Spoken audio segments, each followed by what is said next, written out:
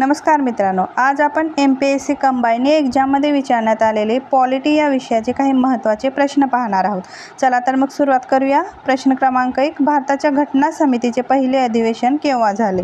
आणि या प्रश्नाचं उत्तर आहे पर्याय क्रमांक 2, 9 डिसेंबर 1946. 9 डिसेंबर 1946 रोजी दिल्ली येथे घटना समितीची पहिली बैठक घेण्यात आली. या समितीचे तात्पुरते अध्यक्ष म्हणून सच्चिदानंद सिन्हा यांची निवड करण्यात आली.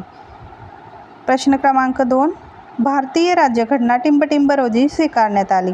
आणि या प्रश्नाचं उत्तर आहे पर्याय क्रमांक 1, 26 नोव्हेंबर 1949. भारतीय संविधान सभेचे 11वे सत्र हे 14 नोव्हेंबर ते 26 नोव्हेंबर 1949 या काळात पार पडल्यानंतर भारतीय संविधान सभेने 26 नोव्हेंबर 1949 रोजी संविधान स्वीकारले. प्रश्न क्रमांक 3, इसवी सन 1946 भारतीय घटना समितीचे अध्यक्ष म्हणून कोणाची निवड करण्यात आली? आणि या प्रश्नाचं उत्तर आहे पर्याय क्रमांक 3, डॉक्टर राजेंद्र प्रसाद. प्रश्न 4, टिंबटिंब हे भारतीय घटना समितीचे अध्यक्ष होते. आणि या प्रश्नाचं उत्तर आहे पर्याय क्रमांक 3, डॉक्टर राजेंद्र प्रसाद. प्रश्न क्रमांक 5, पहिल्या बैठकीच्या वेळी घटना समितीचे उपाध्यक्ष म्हणून कोणाला नामांकित करण्यात आले? आणि या प्रश्नाचं उत्तर आहे पर्याय क्रमांक 4, फ्रँक अँथोनी. फ्रँक अँथोनी हे संविधान सभेचे तात्पुरते उपाध्यक्ष होते. प्रश्न क्रमांक 6, भारतीय घटनेच्या प्रस्तावनेत कोणत्या संकल्पनेला अग्रक्रम दिला आहे? आणि या प्रश्नाचं उत्तर आहे पर्याय क्रमांक 3, न्याय. भारताच्या घटनेची प्रास्ताविका पंडित नेहरू यांनी तयार केलेल्या व संविधान सभेत मांडलेल्या उद्देशपत्र यावर आधारित आहे. प्रश्न 7, भारताच्या राज्यघटनेच्या टिंबटिंब भागात नागरिकांच्या मूलभूत हक्कांविषयी तरतुदी करण्यात आल्या आहेत. आणि या प्रश्नाचे उत्तर आहे पर्याय क्रमांक 3, तिसऱ्या. भारतीय राज्यघटनेच्या भाग 3 कलम 12 ते 35 मूलभूत हक्क समाविष्ट करण्यात आले आहेत.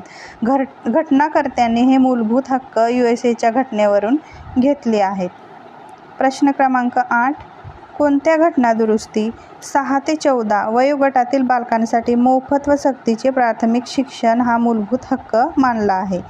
आणि या प्रश्नाचं उत्तर आहे पर्याय क्रमांक 3, 86वी घटना दुरुस्ती. कलम 21A नुसार राज्यसंस्था 6 ते 14 वयाच्या सर्व बालकांसाठी मोफत आणि सक्तीच्या शिक्षणाची तरतूद करेल. हे कलम 86व्या घटना दुरुस्तीने घटनेत समाविष्ट करण्यात आले. या कलमाने प्राथमिक शिक्षण हा मूलभूत हक्क बनविण्यात आला आहे. प्रश्न 9, खालीलपैकी कोणत्या तरतुदीद्वारे न्यायालयीन हस्तक्षेपाच्या माध्यमातून मूलभूत अधिकारांच्या संरक्षणाची हमी मिळते? आणि या प्रश्नाचं उत्तर आहे पर्याय क्रमांक 1, अनुच्छेद 32. प्रश्न 10, खालीलपैकी कोणते उद्दिष्ट राज्यांच्या मार्गदर्शक तत्त्वांमध्ये समाविष्ट नाही? आणि या प्रश्नाचं उत्तर आहे पर्याय क्रमांक 4, देहांताची शिक्षा रद्द करणे. प्रश्न क्रमांक 11, कोणत्या घटना दुरुस्तीनुसार मूलभूत कर्तव्यांची समावेश भारतीय राज्यघटनेत करण्यात आला?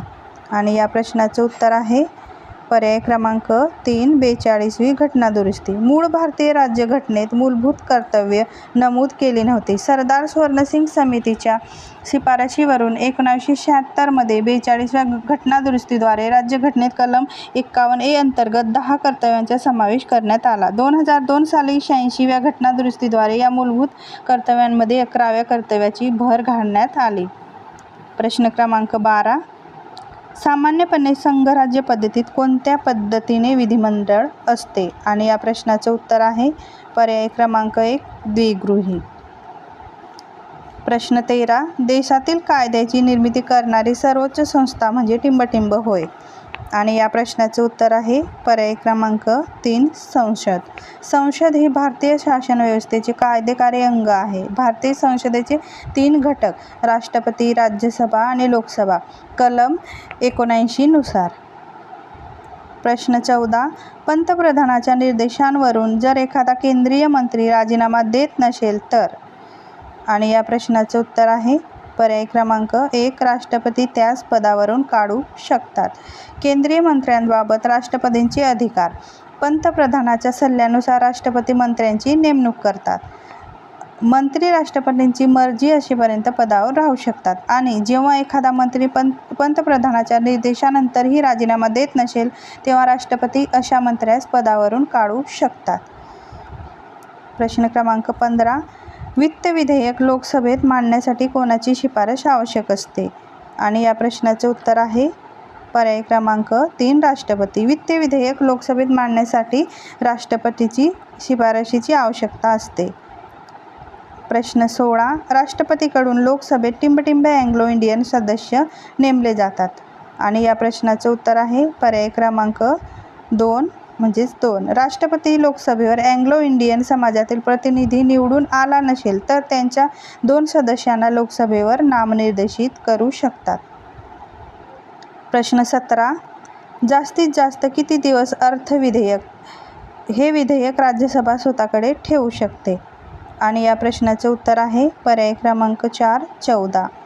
राज्यसभा धन विधेयकाला जास्तीत जास्त 14 दिवसांसाठी प्रलंबित ठेवू शकते. प्रश्न 18. महाराष्ट्रातून लोकसभा व राज्यसभेवर निर्वाचित होणाऱ्या सदस्यांची एकूण सदस्य संख्या टिंबटिंब आहे.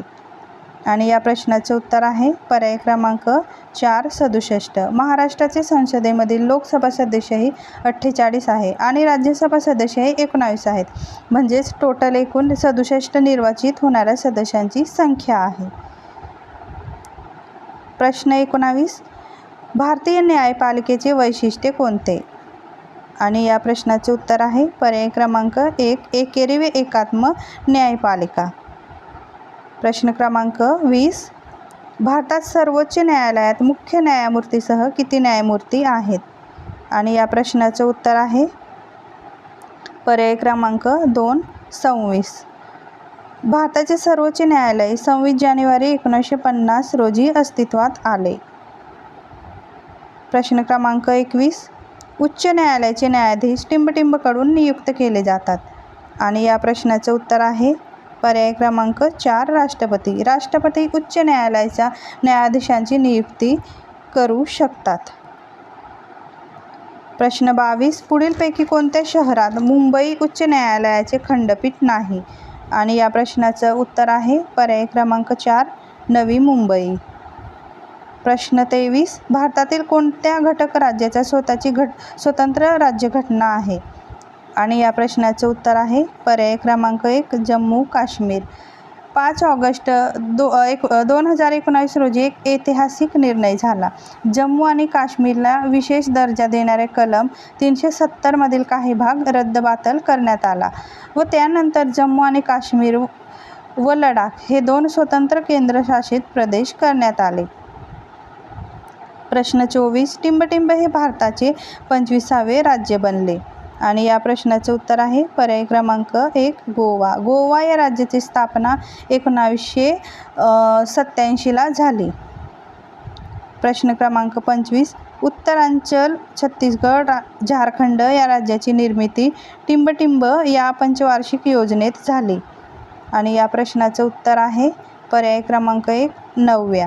उत्तरांचल, छत्तीसगड, झारखंड या राज्याची निर्मिती 2000 या वर्षी झाली. प्रश्न 26. टिंबटिंब हे मुख्यमंत्री आणि मंत्रिमंडळाच्या सल्ल्याने आपले अधिकार वापरू शकतात. आणि या प्रश्नाचे उत्तर आहे पर्याय क्रमांक 3 राज्यपाल. प्रश्न 27. टिंबटिंबची मर्जी असेपर्यंत राज्यपाल आपल्या पदावर राहू शकतात. आणि या प्रश्नाचे उत्तर आहे पर्याय क्रमांक 1 राष्ट्रपती. प्रश्न 28. राज्यपाल कोणास जबाबदार असतो? आणि या प्रश्नाचे उत्तर आहे पर्याय क्रमांक 4 भारताचे राष्ट्रपती. राज्यपालाची नेमणूक ही राष्ट्रपतीद्वारे केली जाते. राज्यपाल हे भारताच्या राष्ट्रपतींना जबाबदार असतात. प्रश्न क्रमांक 29. टिंबटिंब हा संघराज्य व घटक राज्य यामधील दुवा म्हणून कार्य करतो. आणि या प्रश्नाचे उत्तर आहे पर्याय क्रमांक 4 राज्यपाल. प्रश्न 30 पाहूया. राज्यातील मंत्र्यांचे वेतन व भत्ते ठरविण्याचा अधिकार कोणाला आहे? आणि या प्रश्नाचे उत्तर आहे पर्याय क्रमांक 3 राज्य विधानसभा. राज्यातील मंत्र्यांचे वेतन आणि भत्ते ठरविण्याचा अधिकार विधानसभेला आहे. मित्रांनो, तुम्हाला जर हा व्हिडिओ आवडला असेल तर प्लीज लाईक आणि शेअर करायला विसरू नका. थँक्यू.